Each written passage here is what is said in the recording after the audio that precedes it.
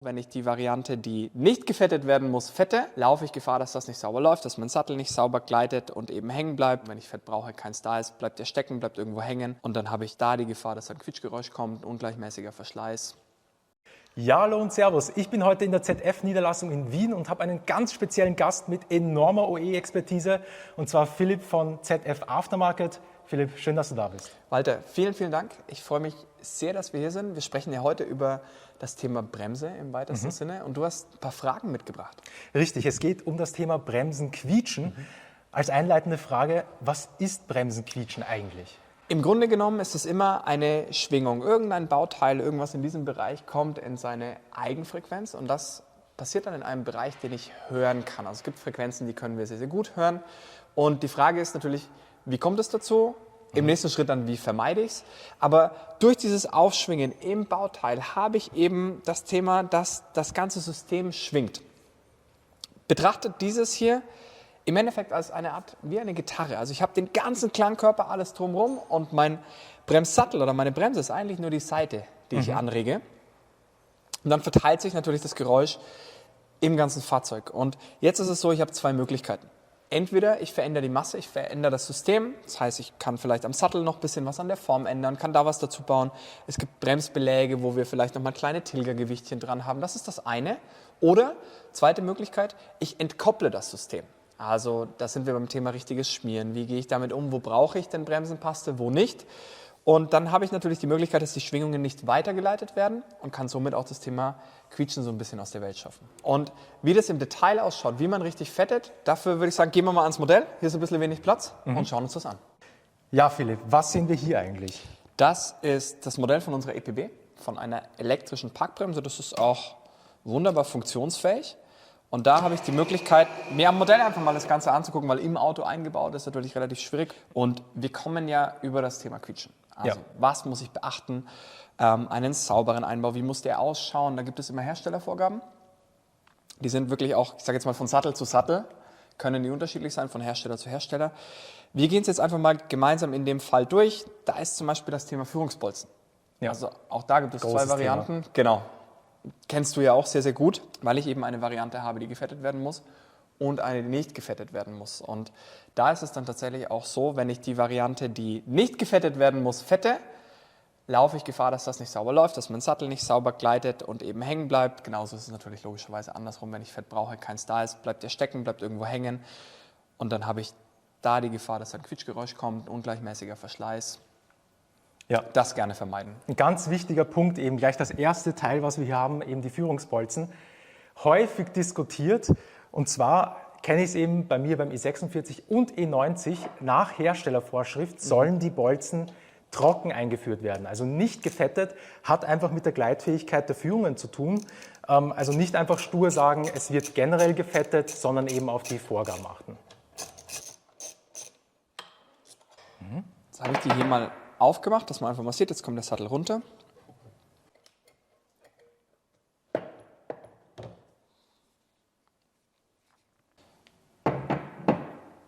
Und dann sind wir tatsächlich schon an den weiteren Stellen. Also wie ist es denn mit dem Thema Kolben?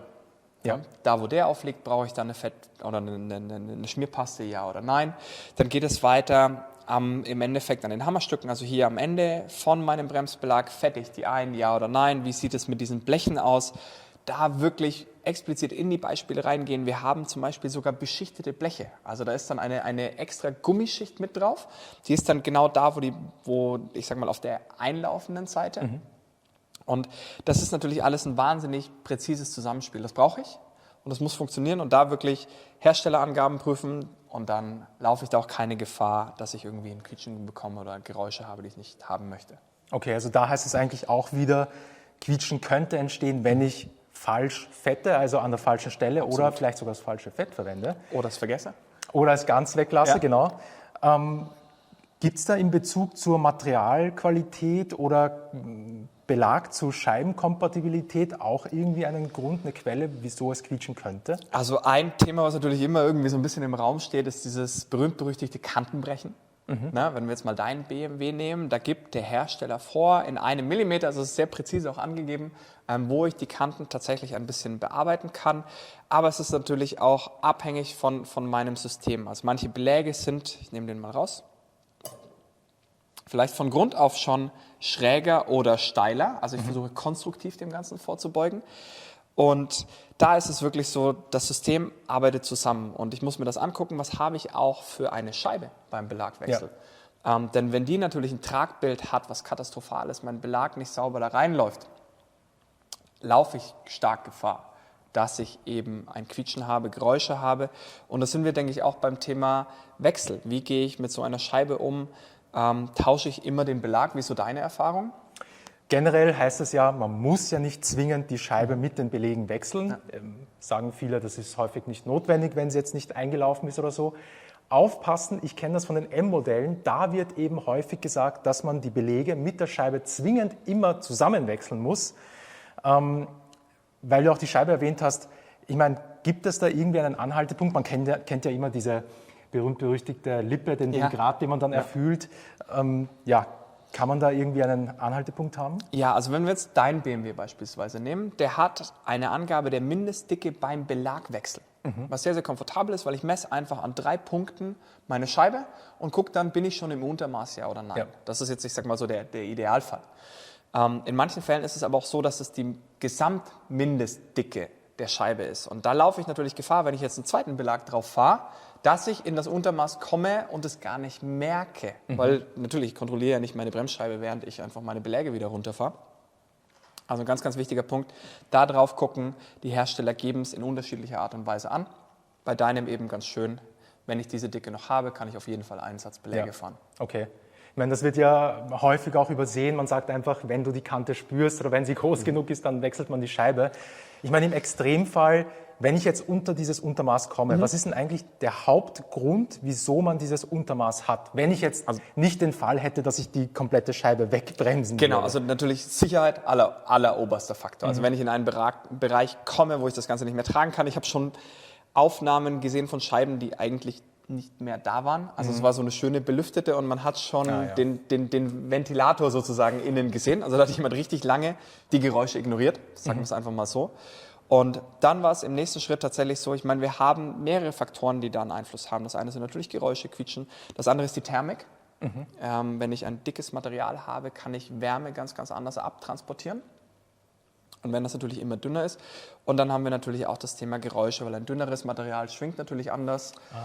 Also es ist in keinster Weise positiv, wenn ich da ins Untermaß reinkomme und in letzter Instanz, jetzt ganz ins Extreme getrieben, tatsächlich auch gefährlich. Ja, okay. Ich meine, jetzt haben wir über die Komponenten an der Bremse selber gesprochen, die Quietschen erzeugen können. Ich meine, würde es da auch Sinn ergeben, ein bisschen an der Peripherie zu untersuchen, zum Beispiel am Radlager selber, kann das auch Geräusche verursachen? Genau, also alles, was, ich sag mal, nicht wie gewohnt schwingt. Also wir wissen ja, schwingen tut im Endeffekt alles, aber alles, was sich in einer nicht gewohnten Art und Weise bewegt, kann natürlich zu so einer Verkantung führen. Und diese Verkantung kann dann in letzter Instanz auch dazu führen, dass was nicht sauber aufeinander trifft. Wenn es nicht sauber aufeinander trifft, habe ich dann Geräusche, habe ich ein Quietschen, das ich höre. Und deswegen wirklich auch, ich sag mal so, der Tipp generell zu sagen, ist Sauberkeit beim Aus- und Einbau ist so ein ganz, ganz, ganz wichtiger Punkt. Ich meine, das sind ja alles Serviceteile, die man hat. Man tauscht ja Belege und fettet sie auch häufig ein und reinigt sie. Gibt es irgendwie auch verstecktere oder öfter übersehene Teile oder Arbeitsschritte, die ein Quietschen auslösen könnten? Also 2 Sachen, die ich hier jetzt eigentlich an dieser Bremse ganz gut finde, sind so zum einen diese Bleche. Also da hatten wir auch schon den Punkt, dass es die auch in verschiedenen Varianten gibt. Da muss ich sogar darauf achten, einlaufend oder auslaufend. Weil wo wird mein Belag dann natürlich hingedrückt? Dann nützt mir das Gummipuffer natürlich auf der Oberseite nichts. Ja. Und das Zweite ist tatsächlich diese Belagrückseiten, also diese sogenannten Shims. Die gibt es in ganz, ganz, ganz verschiedenen Varianten. Und manchmal ist das wirklich so ein kleiner, ist nicht immer befestigt wie hier, sondern ein Bausatz. Und der ist aber auch wirklich genauer abgestimmt für dieses Fahrzeug. Also da muss ich dann gucken, welche Reihenfolge, welche Anordnung gibt es, Anwendungen. Dann habe ich sogar noch Paste dazwischen, also zwischen 2 Shims, die ich montieren muss. Da sind spezielle Beschichtungen drauf. Da wirklich in der richtigen Konstellation zusammensetzen. Und dann ist man da perfekt aufgestellt tatsächlich. Okay. Was ja auch oft beansprucht wird, wo ich mir die Frage stelle, die Haltefeder, die es natürlich je nach Bremssystem hier oder da so oder so gibt, ist das ein Teil, was ich eigentlich immer wieder verwenden kann oder ist das auch irgendwie einem Verschleiß unterzogen? Gerne immer wieder tauschen, ist, glaube ich, so der richtige Hinweis. Ja. Also im Sinne von, tauscht das, wenn ich die Beläge tausche, wenn ich da dran bin, nehmt neue Federn mit dazu. Also es gibt da Vorgaben, auch wieder, wenn wir jetzt deinen BMW jetzt mal als Exempel nehmen, da heißt es nach 12 Monaten. Aber 12 Monate kann zwischen 4.000 und 60.000 Kilometern wirklich alles sein. Tauscht diese Federn, denn wenn ich diese Kraft nicht mehr habe, diese Vorspannkraft oder die Haltefeder, hält ja mein System zusammen. Und wenn da was anders ist, wenn da was ausgeschlagen ist, dann ergibt es auf jeden Fall Sinn, dass man die auch wechselt.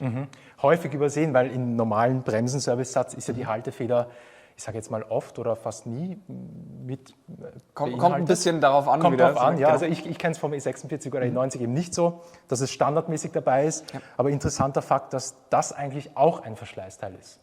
Okay, jetzt haben wir viele Gründe und Quellen gesehen, wo Quietschen entstehen kann. Hast du irgendwie aus deiner Erfahrung raus einen Tipp, den du an die Zuseher geben möchtest? Gerne tatsächlich dieses Thema sauberer Einbau. Also an den Stellen gefettet, wo ich es wirklich brauche. Das ist mir so ein Herzenswunsch. Also das hilft tatsächlich. Und wenn ich einen zweiten platzieren darf, wenn ihr einen Belag habt, wie hier, und ihr entschließt euch nur den Belag zu tauschen, guckt vielleicht, wie ist mein Tragbild und guckt aber auch, wie ist die Mindestdicke von der Scheibe. Und ist das eine Dickenangabe, die sich auf den Wechsel bezieht? Oder ist es eine Dickenangabe, die sich auf die Scheibe gesamt bezieht? Weil dann lauft ihr ja Gefahr, wenn ihr den zweiten Belag habt und irgendwann, wir haben es mal ausgerechnet, so ungefähr in der Mitte der Lebensdauer des zweiten Belages ist die Scheibe im Untermaß und dann laufe ich einfach nicht nur technisch Gefahr, sondern wird es halt auch gefährlich. Ja, okay. Ein Tipp, den ich euch mitgeben möchte, ist das richtige Einfahren. Das ist natürlich je nach Belag- und Bremsenhersteller immer unterschiedlich. Was ich gerne mache, ist von 50 auf nahe 0 abzubremsen, immer in einem sicheren Bereich, Sicherheit geht immer vor, und das dann 2-3 Mal zu wiederholen, dazwischen immer ein bisschen Zeit lassen, dass die Bremse sich auskühlt und dann hat man sozusagen den ersten Schritt gemacht. Genau, einfach, dass der Belag sich betten kann. Wir haben extra eine Beschichtung auf unseren Belägen noch oben mit drauf, die eben den Einfahrvorgang verbessert. Und so wie du sagst, unnötige Vollbremsungen vermeiden, dieses ganze Thema schleifen lassen, da neige ich Gefahr, dass da, ich sag mal, der Belag zu warm wird, auch im Endeffekt. Also das gerne auch vermeiden. Und ja, fahrt die Bremse sauber ein, vor allem wenn ihr die Scheibe nochmal fahrt. Ja. Braucht der Belag einfach seine Zeit, bis er zur vollen Leistungsfähigkeit kommt. Ihr habt uns noch viele weitere Fragen rund um das Thema Bremse gestellt. Diesen werden wir in einem weiteren Video von ZF Aftermarket auf den Grund gehen. Vielen Dank, Philipp, an dich für deine Expertise und das Beantworten der Fragen. Walter, vielen, vielen Dank auch für eure Fragen, für die Einladung. Ich freue mich schon aufs nächste Mal. Tschüss, bis zum nächsten Mal.